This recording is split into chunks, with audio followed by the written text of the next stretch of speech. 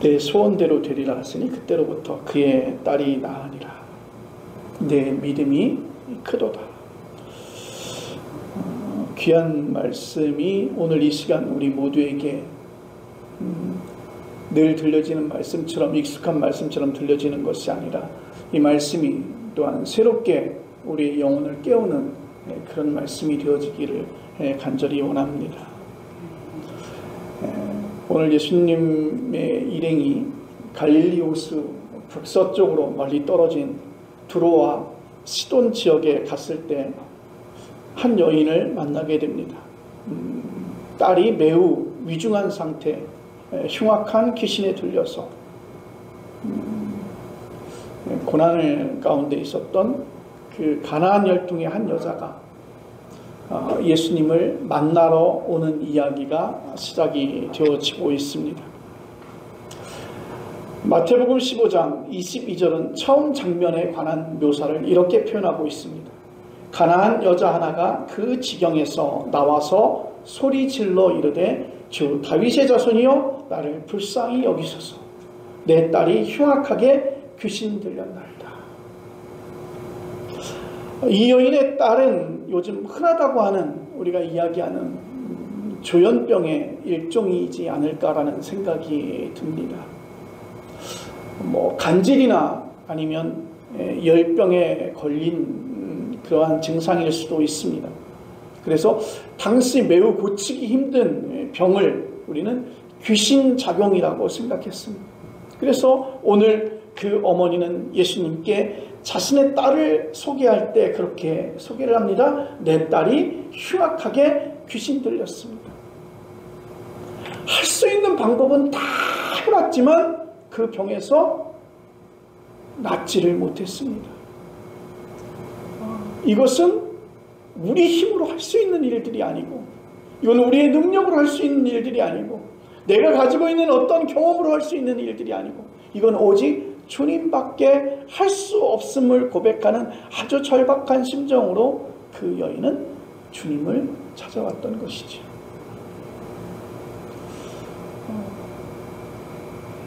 요즘 이렇게 잠잠했던 코로나가 다시 이렇게 조금씩 고개를 들고 있는 것을 볼 수가 있습니다.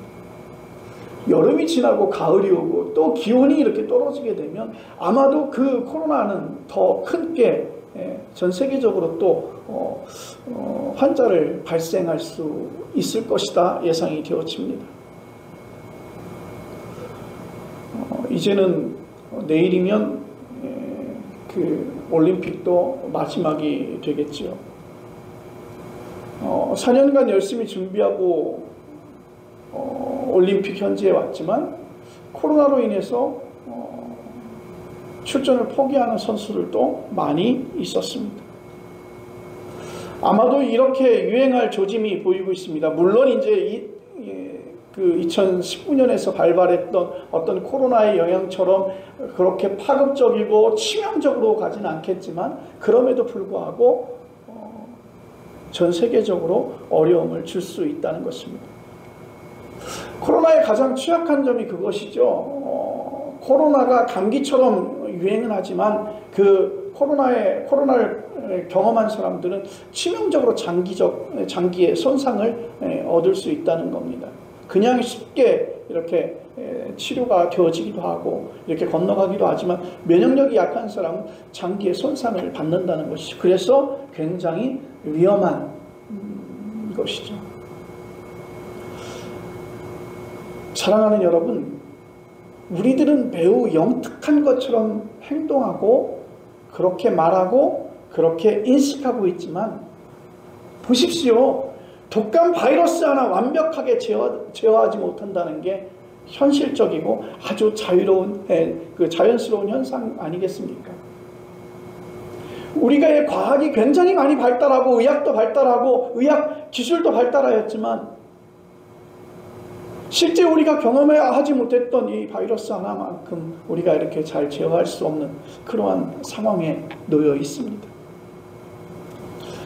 우리 몸 안의 암도 그렇습니다. 암이 우리 몸 안에서 독립적으로 생존의 길을 찾고 있기에 완전한 퇴치가 어려울 것 같습니다. 더 근원적으로는 유전자 세포들이 인간의학 기술에 맞서 각자 살 길을 찾는지도 모르는 것입니다. 오늘 그 가난한 여자는 자기를 불쌍히 여겨달라고 소리를 질렀습니다.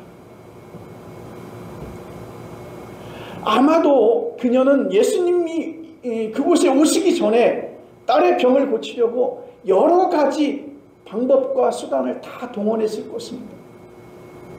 그가 얼마나 많은 재산을 거기에 소비했는지, 얼마나 많은 시간을 소비했는지, 그의 인생을 거기에 소비했는지 모릅니다.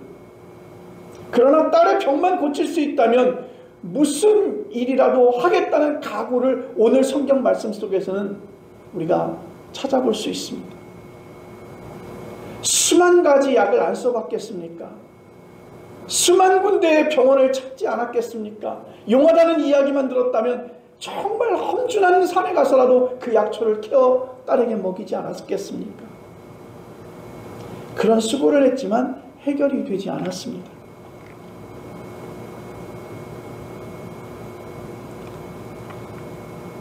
급기야는 가난한 여자인 그에게 유대인인 예수님은 이방 사람이었습니다. 그럼에도 불구하고 예수님을 찾아올 수밖에 없었죠. 그녀의 심정이 어땠을지 상상이 갑니다. 2023년 서울 서초구에 초등학교 교사가 목숨을 버린 사건이 있었습니다. 그 초등학교 교사의 부모가 겪었을 심정이었을지, 2022년 이태원 참사에서 세상을 뜬 젊은이들의 부모나 묻지마 범죄에 희생당한 젊은 여성들의 어머니의 마음이 이와 같지 않았을까요? 예수께서는 이렇게 절박한 심정으로 찾아온 그 가난한 여인을 대하는 태도에서 지금까지 예수님의 모습, 예수님의 어떤 말씀, 그것에는 견딜 수 없는 그런 일들이 오늘 이 성경 말씀 속에서는 나오고 있습니다. 평소 예수님답지 않게 이 불쌍한 가난한 여인의 호소에 예수님은 무시하거나 거절하는 태도를 보였습니다. 예수께서는 나를 불쌍히 여기소서, 내 딸이 귀신 들려서 고생합니다 라고 하는 이 여자의 외침을 듣고도 오늘 성경 말씀해 보니까 못 들은 척 하셨어요.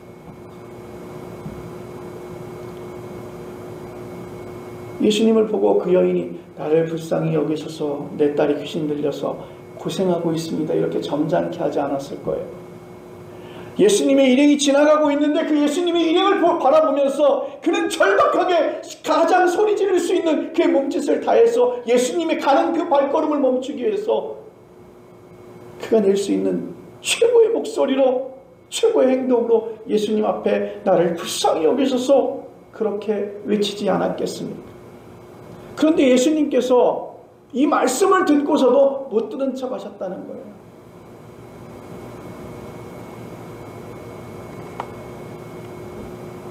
얼마나 민망했을까요?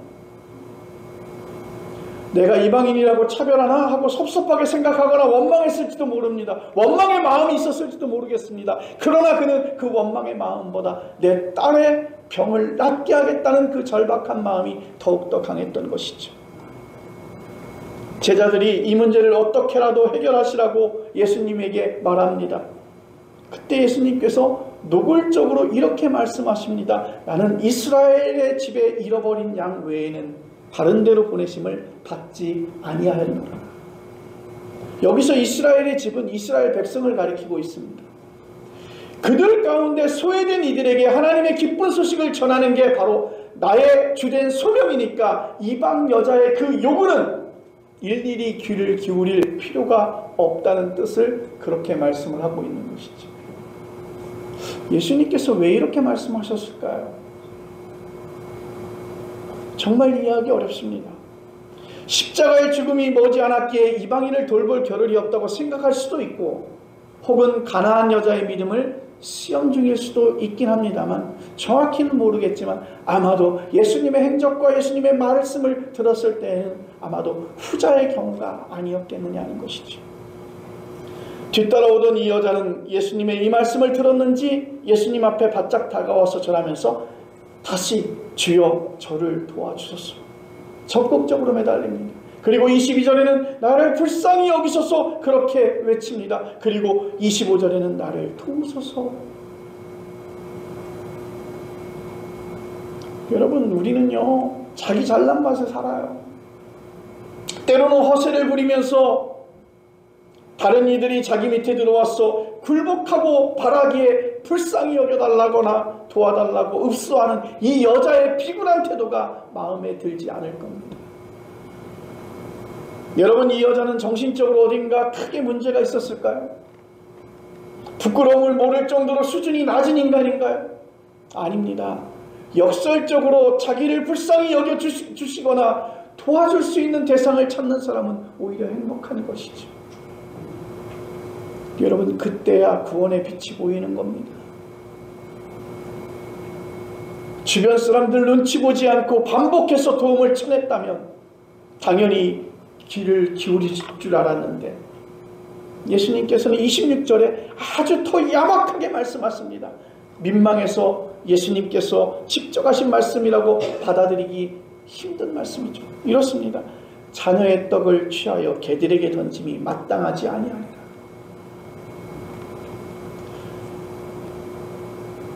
오늘 딸이 아파서 정말 절박한 심정으로 예수님께서 오신다는 소식을 듣고 예수님 앞에 가서 모든 창피함을 무릅쓰고 절박한 심정으로 예수님 앞에 절규하듯이 도와달라고 요청하고 있었던 이 여인을 예수님은 개취급을 하는 거예요.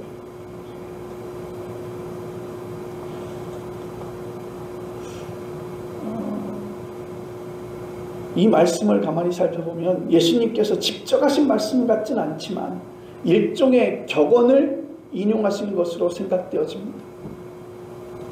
예수님께서 바리새인이나 서기관을 강하게 비판할 때도 기껏해야 위선자들이라고 회칠한 무덤이라고 하셨고 자기를 죽이려던 헤롯 왕에게 대해서 기껏해야 여우라고 말씀하셨을 뿐입니다. 누가 들어도 모욕적이고 아주 이해할 수 없는 그런 말씀으로 들릴 만한 이 발언은 평소 예수님의 생각과 인격에서 너무 거리가 멀죠. 어찌됐든 이 상황이 이런 정도라면 그 여인은 미련을 끊고 발길을 돌리는 게 일반적입니다. 예수님을 만나서 예수님께서 내 딸을 치료한다라고 하는 그러한 보장도 없는 상태예요. 그런데 예수님으로부터 이렇게 철저하게 3번이나 무시를 당하고, 우리 한국말에 이런 말이 있잖아요. 동냥은 주지 못할 망정 쪽박은 깨지 말라는 말이 있어요. 그런데 오늘 이 사건을 보면 예수님께서는 동냥도 주지 않고 그 쪽박을 깬 거나 하다 마찬가지잖아요. 동냥을 얻어서 밥을 얻어가야 되는 그 바가지를 갖다 예수님께서는 그 밥도 주지 않으면서 그 바가지를 깨뜨려 버린 거예요. 그런데 이 여자의 그 다음 행동이, 그 다음 말이 예수님에게 쏙 드는 말씀, 그 믿음을 고백하는 말씀과도 같고 또한 예수님보다 한 수 위에 발언을 합니다. 이런 경우가 예수님의 공생애 중에 거의 없었습니다. 저는 이 발언을 듣고 놀라운 해방감을 느낍니다. 동양식 표현으로는 도노 경험이죠. 27절 말씀 들어보십시오. 이 여인은 그렇게 말합니다. 주여 맞습니다. 주여 맞습니다. 그렇지만 개들도 제 주인의 상에서 떨어지는 부스러기를 먹습니다. 그 주인의 상에 있어 떨어지는 그 부스러기, 그 은혜라도 내가 받았어. 우리 아이가 병을 낫게 했으면 좋겠다고 그는 이야기하는 것입니다. 그 가난한 여자의 이 말씀을 듣고 예수님께서는 속으로 그래 하고 무릎을 쳤을지도 모릅니다. 예수님의 발언은 이스라엘 백성과 이방인을 구별하나 이 여자의 발언은 그 구별을 극복할 수 있는 말씀이었죠. 이 가난한 여자는 사람의 혈통을 뛰어넘어서 사람의 본질을 꿰뚫고 있습니다. 주여 옳습니다. 그렇지만 개들도 제 주인의 상에서 떨어지는 그 부스러기를 먹지 않습니까? 개들로 취급당하는 이방인도 최소한 부스러기라도 먹어야 하는 것 아니냐. 가나안 여자의 발언은 우리가 가지고 있는 기본적인 고정관념을 깹니다. 그래서 어떻게 보면 매우 통쾌하죠. 더 나아가서 이 여자의 발언은 부스러기만으로 만족할 수 있다는 뜻이기도 합니다. 아마 예수님 곁에 있었던 그 제자들, 예수님을 따라왔던 많은 사람들이 그 여자의 고백을 듣고 정말 망치로 머리를 맞은 듯한 그런 느낌이지 않았을까. 그래서 누구는 이 말씀을 그렇게 합니다. 부스러기 영성이다. 부스러기 영성. 여러분, 우리들은 자기나 자녀들이 부스러기만 먹을까 봐 해서 조바심 느끼면서 살아갑니다. 서로 제 몫을 차지하려고 정신이 없습니다. 그게 세상 돌아가는 이치죠. 그런 이치를 거스르기도 힘든 세월을 우리는 살아가고 있습니다. 저 또한 설교자로서 여러분의 인생의 삶에서 여러분의 삶의 현장 속에서 여러분들이 부스러기 신세로 사는 걸 바라지 않습니다. 그러나 부스러기만으로 만족할 줄 모르면 우리는 생명의 깊이로 들어가지 못하기에 이는 말씀드리지 않을 수 없습니다. 더 좋은 음식, 더 자극적인 먹을거리에만, 그리고 유튜브 먹방 프로그램처럼 더 많이 더 맛있게 먹는 데에만 마음을 팔게 되니까 먹는 그 행위 자체를 즐기지 못한다는 것이죠. 이 말은 우리가 존재하고 있는 그 존재의 기쁨을 알지 못한다는 것입니다. 여러분, 사랑하는 하나님께서 하나님의 형상으로 창조하셨다고 말씀하셨습니다. 고대 이스라엘 백성이 광야 생활 가운데 먹었던 허접한 먹을거리인 그 만나만으로 생명 충만감을 경험할 수 있는 데 반해서 로마 귀족들의 만찬에서 행해졌듯이 먹고 토하고 일부러 손가락을 집어넣어서 먹은 음식을 토하고 또 새로운 음식을 먹는, 삶을 빈약하거나 소란스럽게 경험합니다. 문제는 우리가 세상에서 부스러기로 살아가기가 현실적으로 쉽지 않은 데 있습니다. 자칫 패배감에 떨어지거나 불평불만에 사로잡힐 수 있습니다. 다른 사람들은 다 잘 사는데 자기만 가난하고 불행하다고 그렇게 여기는 것입니다. 이런 심리가 사회적으로 진행되면 요즘 우리 사회에서 보듯이 반사회적인 돌출 사태가 벌어지는 것입니다. 2000년대 청소년기를 보낸 젊은이들에게 이런 생각이 매우 강하지요. 그건 어떤 측면에서 보면 그들의 어떤 행동이나 그러한 의식구조나 그들의 가치관이나 그러한 것들이 잘못되었다고 보기보다는 기성세대의 책임이라고 하는 것입니다. 우리가 그렇게 교육시켰고 우리가 그렇게 성장시켰다는 것입니다.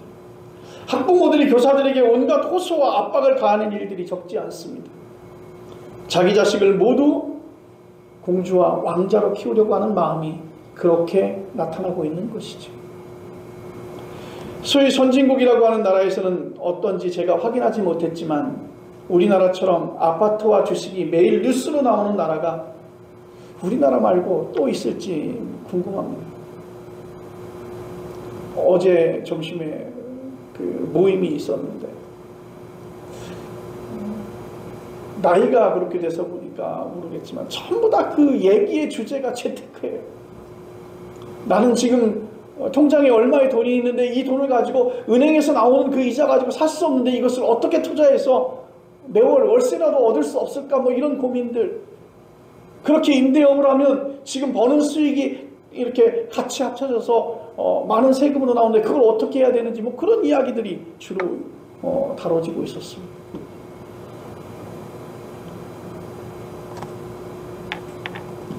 누군가는 대박을 터뜨렸다는 이야기가 그들의 삶에 있어서 정말 따라가고 싶은 성공 신화의 이야기처럼 그것을 현실화시켜서 우리의 삶에도 접목시키려고 하는 그러한 노력들이 많이 있는 것이죠. 어떻게 살아야 될지, 어떻게 말해야 될지, 어떻게 우리는 가치를 추구해야 될 것인지에 대한 것들이 많이 망가진 상태입니다. 이미 우리는 그것을 잃어버린 상태죠. 오늘 이 가나안 여자의 이 말씀을 듣고 저는 이전부터 훨씬 더 그 마음이 평안해집니다. 굳이 주인처럼 우아하게 그 상 위에서 식탁에서 초대받지 않아도 된다는 것이잖아요. 좋은 식탁에서 좋은 음식들을 마주하면서 새롭게 만들어진 아주 따끈하고 아주 부드러운 그 음식을 갖다가 맞이하지 않아도 된다는 것이잖아요. 그냥 거기서 떨어지는 그 부스러기만으로도 충분하다는 생각이 우리 삶에서 더 여유로움을 갖게 되고 또 평안함을 갖게 되고 경쟁하지 않아도 된다는 생각이 들지 않습니까? 부스러기는요, 주변에 널리 많이 퍼져 있어요. 미리 걱정하지 않아도 되니까요. 그래서 예수께서 무엇을 먹을까 마실까 입을까 하는 염려를 하지 말라고 말씀하신 것 아닐까. 우리 아버지의 세대에서는 환갑잔치를 아주 거창하고 호화롭게 하셨습니다. 이유는 한 가지였습니다. 환갑을 넘기는 경우가 그렇게 많지 않았어요. 그래서 환갑을 넘기게 되면 그것을 축복해주면서 잔치를 했던 것이죠. 그러나 지금은 환갑잔치를 하지 않습니다. 훨씬 더 생명 연장의 길이 열리고 더 장수하는 일이 많아지고 100세 시대가 되었습니다. 저도 이제 60의 나이를 바라보고 있으니까 죽을 때까지 남은 시간은 하나님께서 주신 부스러기죠. 그것이 과연 그 부스러기가 얼마나 될지는 알 수 없지만 그것으로도 충분한 것입니다. 돈도 부스러기로 만족할 수 있습니다. 여러분 어떻게 마음을 갖느냐에 따라서 이것은 현실적이기도 하고 비현실적이기도 합니다. 모두가 충분한 자기 몫을 달라고 하고 더 많은 부자가 되고 더 오래 살고 더 건강해져야 한다고 몸부림치고 그게 채워지지 않으면 밥상을 뒤엎겠다는 그런 기세라면 개인과 공동체의 삶은 무너지고 말겠죠. 그런데 우리가 수도사도 아닌데 어떻게 부스러기만으로 만족할 수 있겠습니까? 오늘 그 가나안 여자에게 예수님께서 마지막으로 주신 말씀을 전해드리겠습니다. 충분한 여러분의 답변이 될 줄로 기대합니다. 28절 말씀이죠. 예수께서 대답하여 이르시되 여자여 내 믿음이 그도다 내 소원대로 되리라 하시니 그때로부터 그의 딸이 나으니라. 아멘. 신기해요. 예수님은 그 딸을 보지 못했어요. 그 딸의 병도 알지 못했어요. 단순하게 그 어머니의 이야기만 들었어요. 그리고 그 어머니의 믿음을 보고 그 딸의 병을 예수님은 고치셨어요. 재미있지 않습니까? 내 소원대로 되리라 하시니 이 말씀이 떨어지고 난 그 다음 바로 그때로부터 그의 딸이 나았다. 바로 직전까지 개취급을 하고 못 들은 척하고 매몰차게 응대하시던 예수님께서 완전히 다른 말씀을 이 여인에게 하셨습니다. 당신의 믿음은 큽니다. 당신의 믿음은 큽니다. 오늘 본문 바로 앞구절인 마태복음 15장 1절로 20절에는 바리새인과 서기관들의 이야기가 나옵니다. 그들은 율법 규례를 근거로 예수님께 시비를 걸었어요. 예수께서는 이사야 선지자의 말을 빌려서 그들을 위선자라고 일갈하셨는데 마태복음 15장 13절에 그들은 맹인이 되어 맹인을 인도하는 자다. 종교 엘리트로 자타 인정받던 이들은 영적인 시각장애인이라고 비판하신 것입니다. 이걸 전제하고 28절을 읽으면 이 가나안 여자를 향한 예수님의 칭찬이 얼마나 대단한지를 우리는 다시 한번 느낄 수 있습니다. 당신의 믿음이 하나님의 백성 중에서 가장 잘 나가는 바리새인이나 서기관의 믿음보다 더욱더 크다는 것이잖아요. 예수님께 인정받았어요. 그녀를 둘러싸고 있었던 모든 선입견이 사라진 것입니다. 아무도 이 여자를 귀찮은 존재라고 무시해도 좋을 존재로 여기지 못하게 되었습니다. 우리 인생살이에서 이보다 더 소중한 순간은 별로 없습니다. 저는 딸이 귀신 들려 애타던 이 처자가 오히려 부럽습니다. 이 가나안 여자의 믿음이 크고 참된 이유는 예수를 향한 영혼의 간절함이 있었던 줄로 믿습니다. 그 간절함은 불쌍히 여겨달라고 하는 외침과 자기를 도와달라는 호소, 그리고 부스럭이라도 만족하겠다는 고백에서 그는 철저하게 표현되어지고 있습니다. 모든 게 풍요로운 사람들에게 이런 간절함이 없지요. 건강하고 사회 지위도 높고 자녀들도 잘 되고 남에게 부러움을 살 만한 조건 가운데서 사는 사람들은 일반적으로 간절하지 않습니다. 그까짓 건 그게 대수롭지 않은데,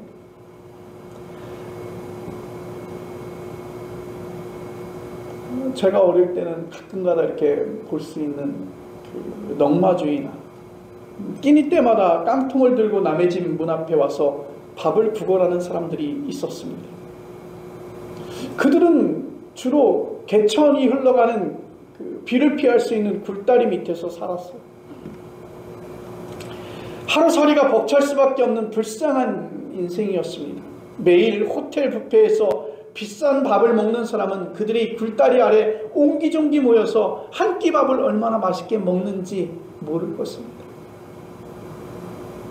우리가 가난한 여자처럼 영혼의 간절함을 경험하기 위해서 실제로 노숙자로 살아야 한다는 그런 말씀을 드리는 것은 아닙니다. 그런 시절은 다행스럽게 우리에게서 지나갔어요. 아주 특별한 경우를 빼고 우리는 어느 정도 먹고 살만한 그런 시대를 살아가고 있습니다. 여러분, 없어서 배가 부른 시대가 아니라 너무 많아서 몸에 병이 오는 시대를 살아가고 있지 않습니까?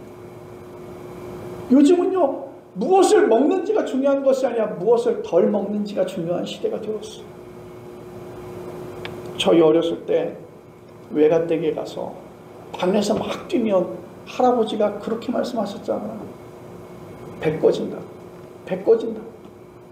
왜 비싼 밥 먹고 그렇게 뛰어서 배를 꺼치냐고 그런 말씀을 하셨어요. 지금은 어떻습니까? 밥 먹고 나면 바로 바깥으로 내보냅니다. 운동시켜서. 운동하라고 막 그러지 않아요.